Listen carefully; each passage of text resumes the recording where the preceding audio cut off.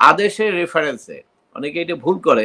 প্রথম হয়েছে আদেশ, আদেশের মধ্যে গণভোটের কথা বলা আছে, কিন্তু গণভোট তো ইলেকশন কমিশন ম্যান্ডেটে নাই। তখন ওনার জন্য একটা আইন দরকার। তখন এই আদেশের রেফারেন্সে দিয়ে একটা অর্ডিন্যান্স করা হয়েছে যে এইভাবে গণভোট করতে হবে।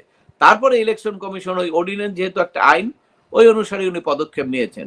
এবং পদক্ষেপ নিয়ে যেটা হয়েছে আপনি দেখেছেন, শেষে তো লুটপাটের মধ্যে অনেক বুদ্ধিজীবী, হোয়াইট কলার বুদ্ধিজীবী, অনেক সাংবাদিক, তারা এটা প্রচার করার জন্য 1,20,00,000 50,00,000 টাকা বিভিন্ন ব্যাংকের সিএসআর থেকে তারা নিয়েছেন এবং এগুলো তারা করেছেন।